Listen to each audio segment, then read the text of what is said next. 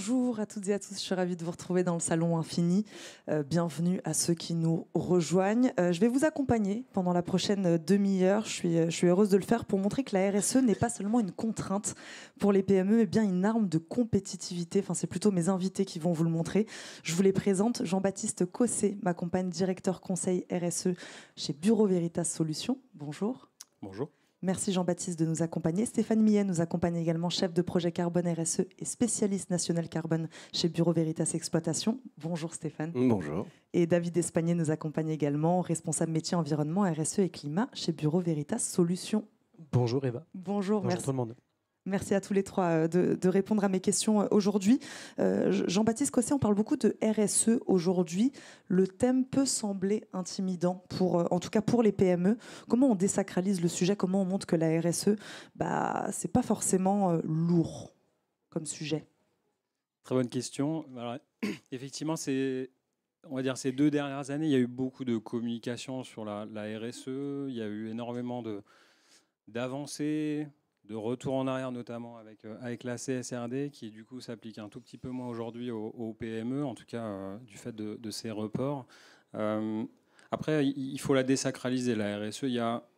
On travaille avec beaucoup de collègues, des experts de la RSE, et on a tendance à dire à nos clients en permanence que la RSE, finalement, c'est du bon sens. Il y a des choses qu'on fait déjà aujourd'hui qui sont de la RSE, que ce soit améliorer le bien-être au travail, travailler sur les notions de biodiversité, travailler sur l'environnement, etc., etc. Et ça contribue finalement à la RSE sans finalement mettre en place des véritables stratégies, des actions très claires. Donc ça, c'est peut-être le premier élément qui est important, mais finalement, c'est quelque chose auquel qu'on s'applique à soi-même. Et encore une fois, voilà, c'est du bon sens. Après, si on l'applique un peu plus précisément, finalement aux PME et aux entreprises de manière générale, la RSE, elle doit être vue comme un levier de différenciation. On a trop souvent associé, encore une fois, ces dernières années, la RSE à la contrainte réglementaire, à du reporting. Mais finalement, c'est pas que ça, et ça ne doit pas être perçu comme cela. C'est-à-dire un vrai levier stratégique, que ce soit typiquement sur les facteurs environnementaux. Pour l'entreprise, c'est très important de travailler sur son environnement. Je peux donner un exemple, par exemple réduire typiquement ces factures énergétiques. Ça va contribuer à la performance de l'entreprise dans la mesure où ça va évidemment baisser ses coûts opérationnels. Ensuite, typiquement travailler sur les conditions de vie au travail, ça va améliorer d'une part l'écosystème et globalement la vie dans l'entreprise, et donc attirer plus de talents. Et donc l'entreprise va être à la fois plus concurrentielle par rapport aux entreprises de son secteur, mais également par rapport à l'ensemble de l'écosystème. Donc voilà, c'est un peu ces quelques éléments qui me paraissent, on va dire, intéressants et importants à mettre en avant aujourd'hui sur la RSE et comment la désacraliser pour les PME.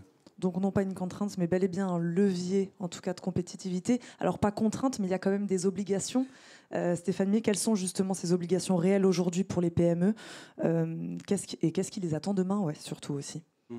Alors la RSE par nature, ça couvre pas mal de sujets liés à l'environnement, à la sécurité, etc. Donc naturellement, une PME elle est concernée par la réglementation, je dirais, globale qu'on a en France ou en Europe.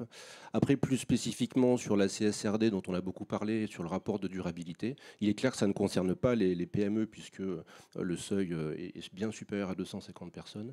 Par contre, il faut bien comprendre une chose, c'est que en tant que PME, on s'attend de plus en plus, et ce sera de plus en plus le cas, à ce qu'une PME monte patte blanche sur les sujets de la RSE et elle-même fasse son rapport de durabilité. Alors c'est pas réglementaire, c'est une démarche qui est volontaire, mais au niveau de l'Europe, il y a notamment une démarche qu'on appelle la VSME, qui est en fait un rapport de durabilité simplifié pour les entreprises et qui vise à expliquer ce que, en tant que PME ou TPE, on fait en matière de durabilité, avec des éléments pragmatiques, simples, quantitatifs et qualitatifs.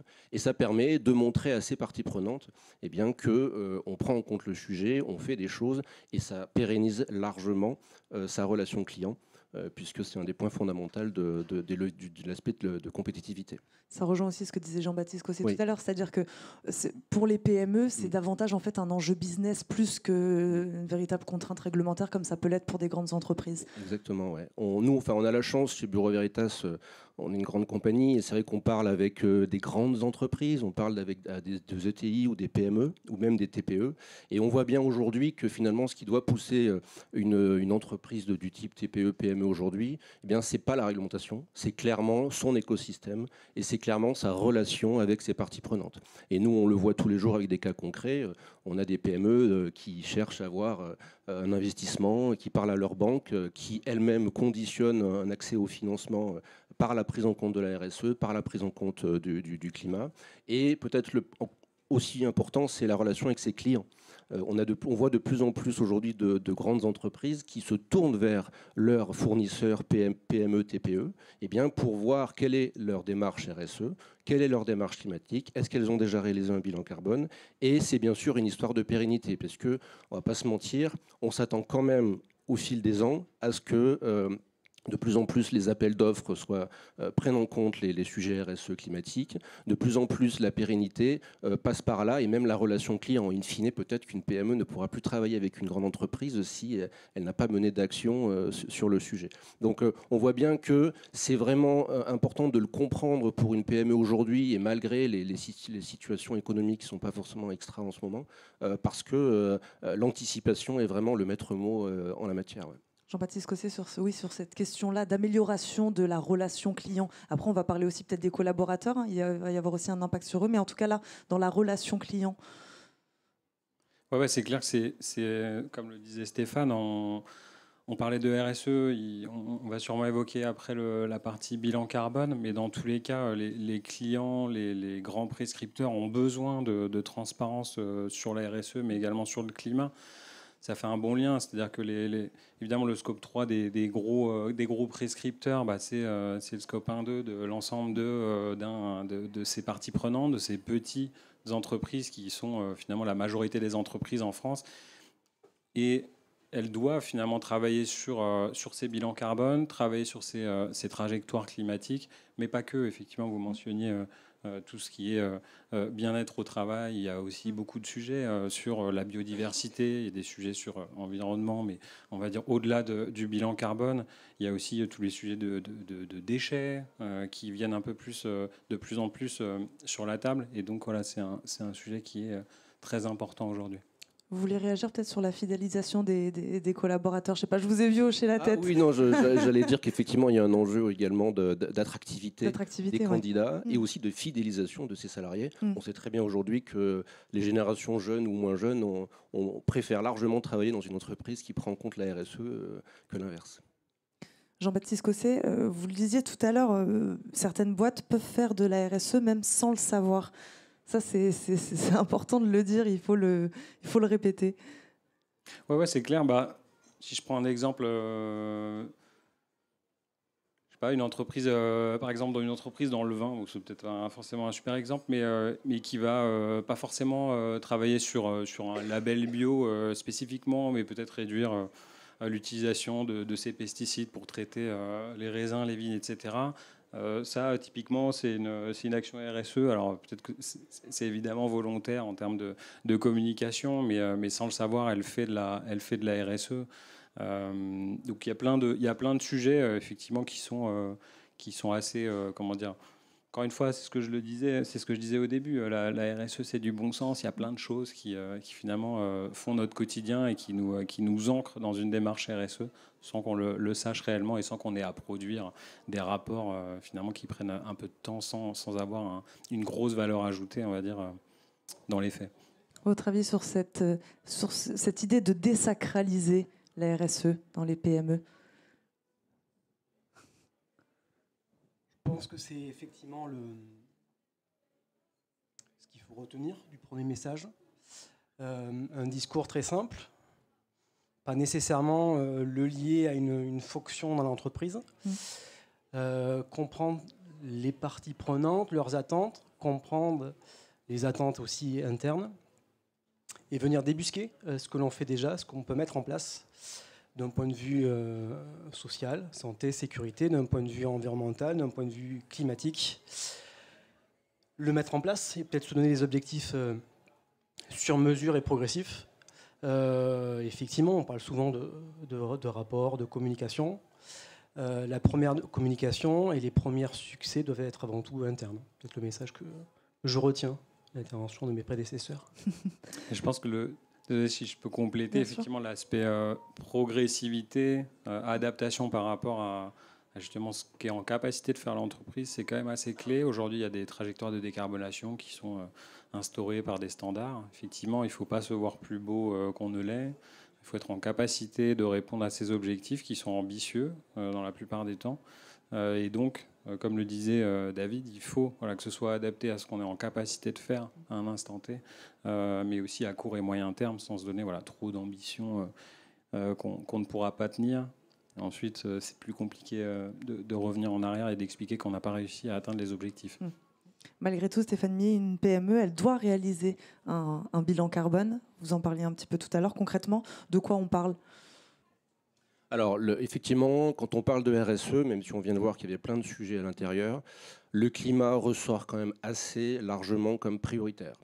On sait tous pourquoi, compte tenu de l'enjeu et des contraintes que ça génère. Donc c'est vrai qu'on voit souvent, nous, des clients qui à la fois travaillent sur leur démarche RSE et qui, en parallèle, d'emblée, travaillent sur leur démarche carbone. Alors, le climat, il faut déjà voir les deux parties. On parle d'atténuation et d'adaptation.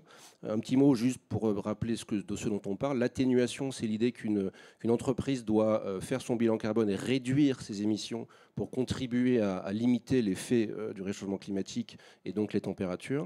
Mais il y a aussi un deuxième volet dont on parlera tout à l'heure qui est l'adaptation. C'est-à-dire qu'une PME aujourd'hui, comme toute entreprise, elle doit aussi s'adapter, c'est-à-dire prendre en compte les conséquences du réchauffement climatique, l'augmentation des températures et toutes les contraintes que ça génère dans son process, dans sa chaîne de valeur, etc. Donc quand on parle de bilan carbone, effectivement, aujourd'hui, on voit, je parlais notamment des gros donneurs d'ordre. Typiquement, nous, on fait partie de l'Alliance Pacte PME pour la décarbonation, qui est une initiative de grandes entreprises qui embarquent toute leur chaîne de valeur de petites et moyennes entreprises pour qu'elles se décarbonent et qu'elles fassent leur bilan carbone. Donc on voit bien aussi le sens de tout ça. Et donc il faut commencer, oui, par faire son bilan carbone. Ça veut dire évaluer les émissions de gaz à effet de serre de son organisation, de son activité. Donc en gros, il s'agit d'évaluer les émissions directement émises par la PME ainsi que les émissions indirectement émises, ce qu'on appelle le scope 3 pour ceux qui connaissent. Et donc on comprend bien pourquoi la notion de chaîne de valeur est capitale, puisque quand on fait un bilan carbone, on s'intéresse à ce qui se passe en amont et ce qui se passe en aval.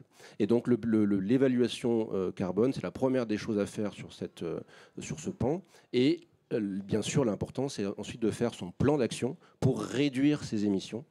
Et c'est donc ça qui va satisfaire aussi ses parties prenantes, satisfaire ses propres clients, puisqu'en se décarbonant soi-même, une PME satisfait son client compte tenu du principe de la chaîne de valeur. Quels sont les outils aujourd'hui disponibles pour les entreprises ? Alors, on a effectivement la chance, je pense en tout cas en France, d'avoir des dispositifs sur ce volet-là qui permettent d'aider les PME et les TPE. Alors, en l'occurrence, on est à l'événement BIG, on est accueilli par BPI France et je pense qu'on peut très clairement saluer en tout cas la démarche de BPI France sur le DIAC Décarbonation, peut-être que certains connaissent, qui en fait est un dispositif qui est financé et qui est opéré par BPI France et qui permet en gros de faire un bilan carbone, de faire une évaluation de ses émissions carbone et un plan d'action. Donc ce DIAC Décarbonation, il est applicable pour les PME, donc les moins de 250 salariés, et elle offre une subvention de 40%. Sur un montant forfaitaire de 10 000 euros. Donc ça veut dire qu'il y a un reste à charge de 6 000 euros. Alors ce n'est pas négligeable pour une PME, mais compte tenu de tout ce qu'on s'est dit précédemment, je pense que le jeu en vaut la chandelle. Et donc c'est un dispositif qui permet allègrement à une PME de se lancer dans le bilan carbone et par l'intermédiaire d'une subvention. Je citerai un deuxième point quand on veut aller plus loin. Et là, on bascule sur un accompagnement plutôt de l'ADEME avec un dispositif qu'on appelle acte pas à pas et qui consiste à faire l'après-bilan en carbone, c'est-à-dire à construire une stratégie climatique. travailler sur sa chaîne de valeur, les risques et opportunités, le fondement de ses produits, la vision de l'entreprise dans un monde bas carbone, etc. Et ça, c'est un dispositif qui est également largement subventionné par l'ADEME. 60 à 70% d'une prestation est subventionné. Et donc, c'est un très très bon moyen pour une PME et même ETI d'aller plus loin que le simple bilan carbone. Vous dites c'est à chacun sa structure, chacun son dispositif, c'est ça.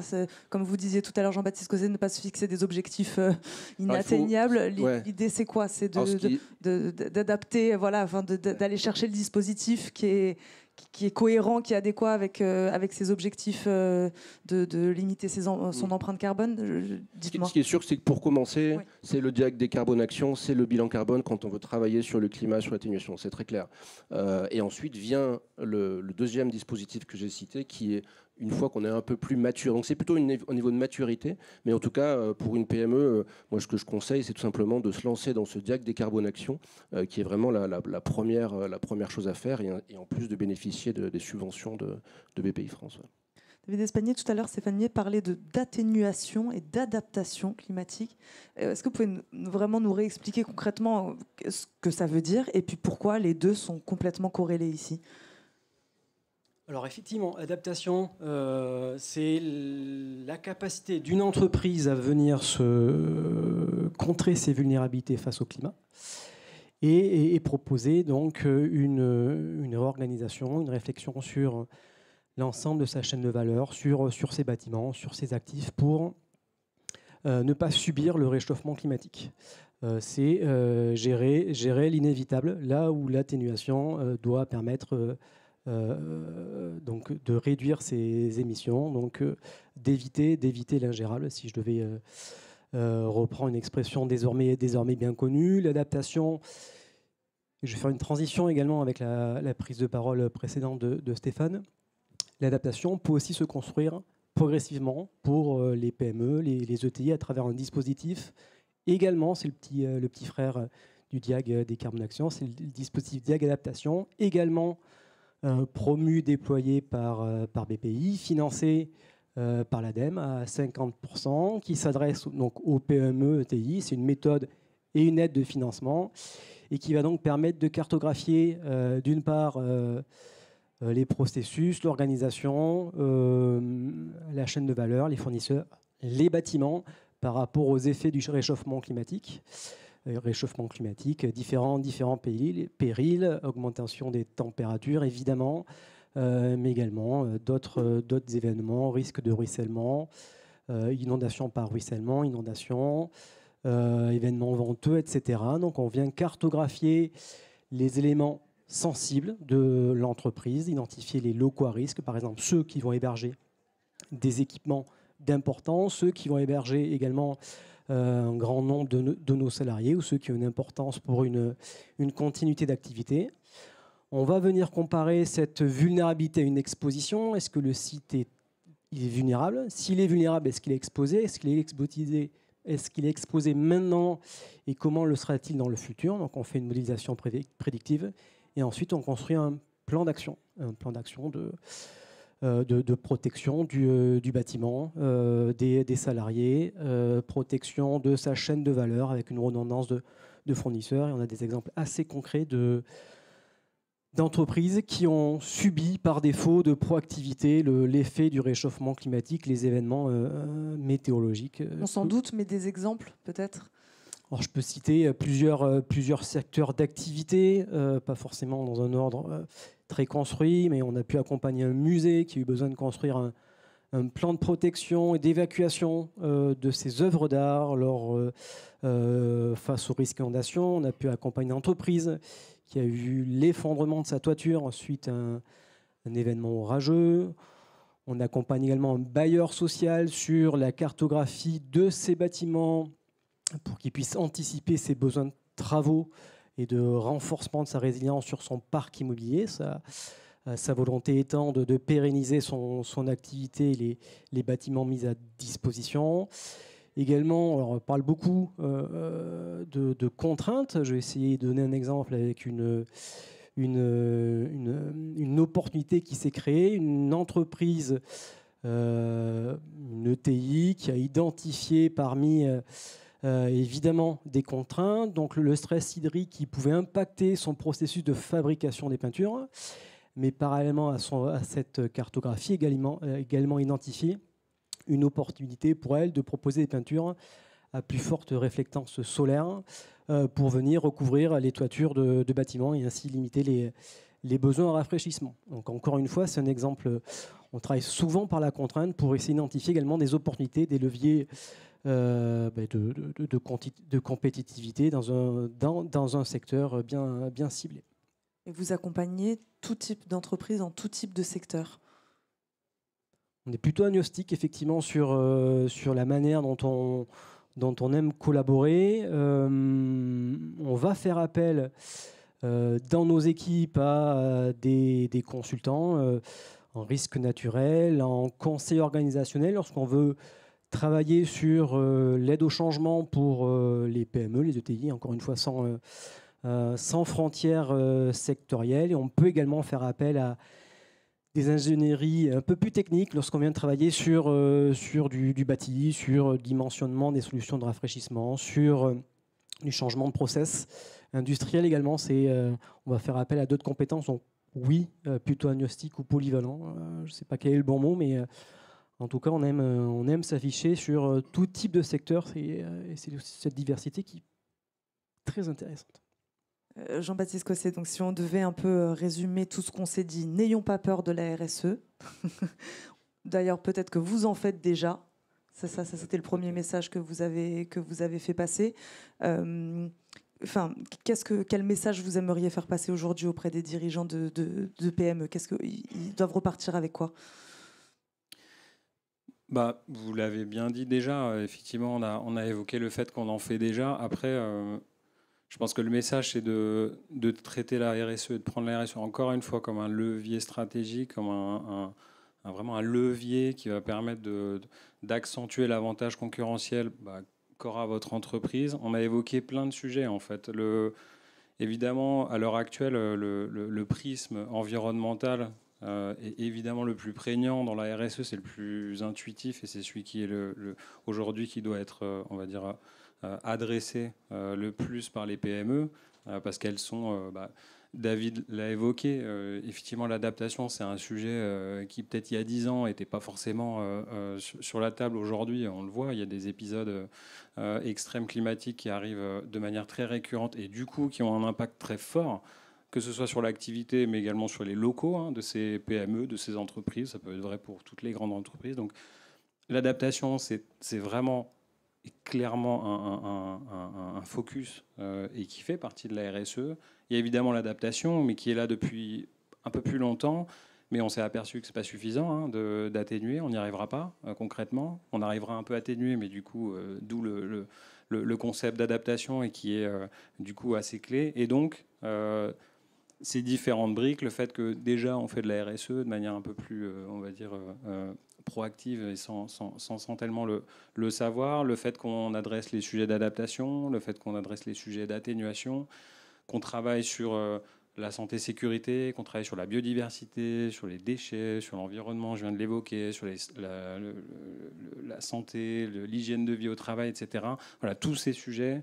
On améliore aussi l'image de l'entreprise, on améliore sa relation client. Oui, exactement. C'est des choses qui sont collaborateurs. Tout à fait, tout à fait. On communique plus facilement avec son assureur, notamment vis-à-vis de sa gestion des risques climatiques. Et je souhaitais compléter tes propos, Jean-Baptiste, sur le sujet du risque climatique. Il est très facile de passer à l'action. Il suffit de transformer son plan d'action, donc issu de la cartographie que j'évoquais, la transformer dans un rapport coût du risque climat versus ses bénéfices.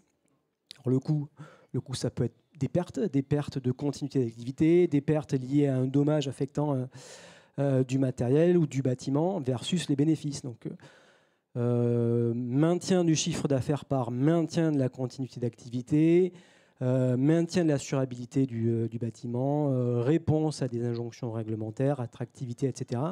Donc c'est très facile de passer à l'action et d'y aller très progressivement, puisque ce plan d'action, corrélé à un rapport coût-bénéfice, nous donne finalement une trajectoire de progrès, pas à pas, pour aller sur le changement proactif, je l'évoquais, c'est aussi un message que je souhaitais défendre. Plus vous allez être proactif, plus ça sera facile de le mettre en place et d'anticiper malheureusement les événements climatiques qui sont nombreux. Stéphane Millet. Oui, j'ai envie d'employer 2 mots. Le mot, c'est anticipation et pragmatisme. Anticipation, parce que même si on le voit tous, on a des enjeux macroéconomiques un peu compliqués, on a parfois l'écologie qui n'est pas forcément mis sur le devant de la scène aujourd'hui.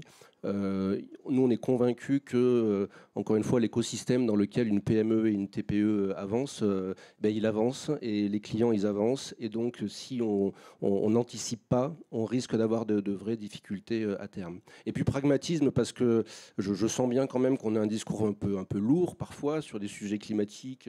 RSE, c'est un On a essayé de ne pas l'être aujourd'hui. Mais du coup, c'est pour ça que je parle de pragmatisme, c'est-à-dire que les choses sur ces sujets-là, elles se font avec pragmatisme, on avance progressivement, il y a le principe d'amélioration continue qui est derrière, et finalement, voilà, c'est pas compliqué de se lancer dans tout ça, il suffit juste de s'y lancer et puis de s'améliorer au fil du temps. Le message est passé. Merci à tous les 3 d'avoir répondu à mes questions. On peut les applaudir. Merci beaucoup à vous Merci. de nous avoir écoutés Merci. aujourd'hui. Merci beaucoup.